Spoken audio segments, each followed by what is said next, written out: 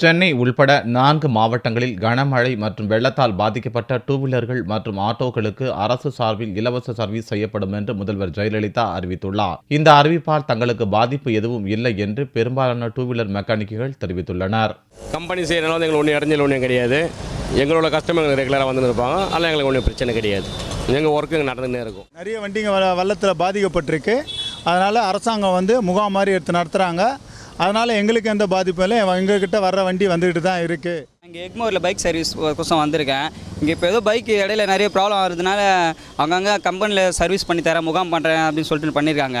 அங்கே போகிறது எப்படியோ நம்ம எங்கேயுமே ரெகுலராக குளிர்றது இங்கே தான். அங்கே பண்ணிட்டு கொடுத்தா கொஞ்சம் ஈஸியாக முடிஞ்சிடும், கொஞ்சம் நல்லாவே பார்த்துக்குவோம். அதனால் நாங்கள் எல்லாம் இங்கே வந்திருக்கோம். ஆட்டோ அதிகமாக வெள்ளத்தில் பாதிக்கப்பட்டவங்களுக்கு ஒரு 1000 ரூபாய் 2000 ரூபாய் அவங்களுக்கு செய்து ரொம்ப வரவேற்கத்தக்கது. எங்களுக்கெல்லாம் ரொம்ப பாதிப்பு கிடையாது. 100 200 அது மாதிரி தான். அதனால் எங்களுக்கு தேவை கிடையாது. அதிகமாக பாதிக்கப்பட்டவங்களுக்கு செய்கிறது தப்பே கிடையாது. நல்லது, வரவேற்கத்தக்கது.